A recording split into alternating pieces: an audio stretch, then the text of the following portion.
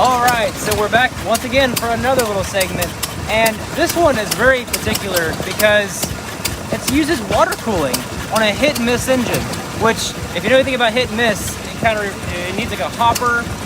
I don't know a whole lot about it. Don does here. Over here, Don is with me talking about this creation that, although he didn't make, he is basically helping it stay functional, still going all these years later, the same concept of it. And Don, you mentioned this one's a couple of years old now? Well, I think they're both about 10 years old. Okay. They were built by a machinist from Burlington, Kentucky, named Bob Turner. I think both of them are about 10. I think the small engine's probably even a little older. Generally, between seasons, I try to keep the seats open.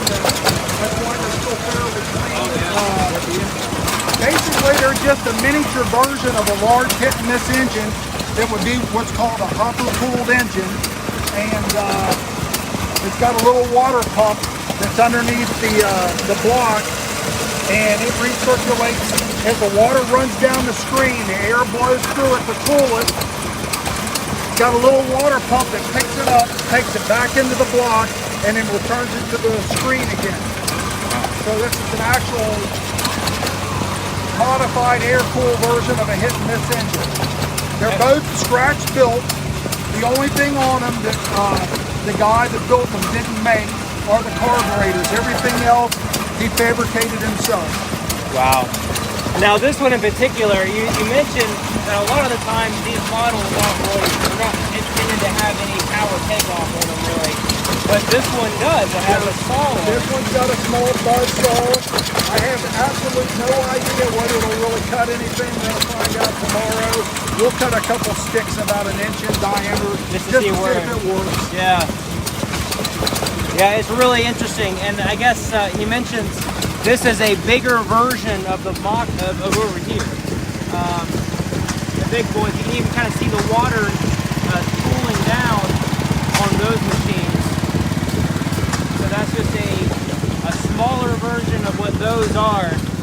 And it's really cool to be able to get right up close to this and in a scale form and see how everything functions.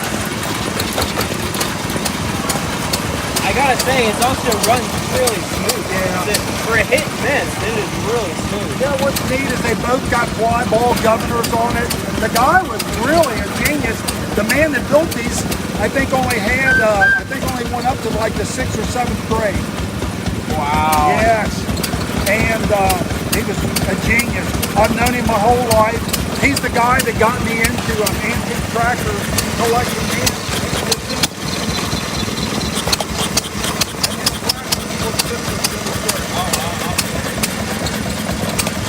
I guess a quick example of how that ball governor works is the faster the balls go, due to the G-force, they spread out more. Yeah, and then springs in there.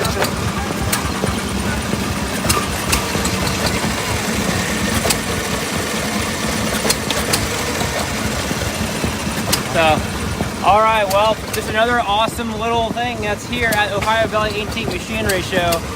So many sights and sounds here, it's insane. So yeah, try to make your way out here if you can. It's a blast. Well, Don, I appreciate you. Hey, thanks. Thank you very much. Yeah, thanks a lot. See you guys.